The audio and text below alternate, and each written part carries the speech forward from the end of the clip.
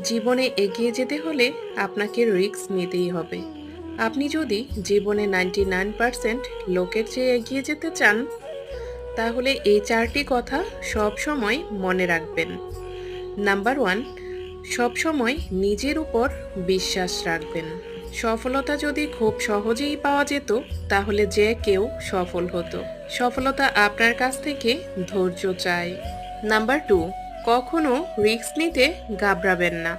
জীবনে এগিয়ে যেতে হলে আপনাকে রিস্ক নিতেই হবে। নাম্বার 3, সবসময় পজিটিভ ভাববেন।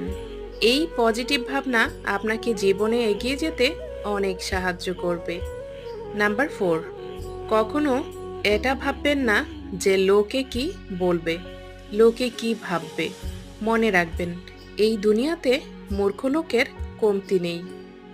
আপনি কোনো কাজ করলেও লোকেরা ঠাট্টা করবে,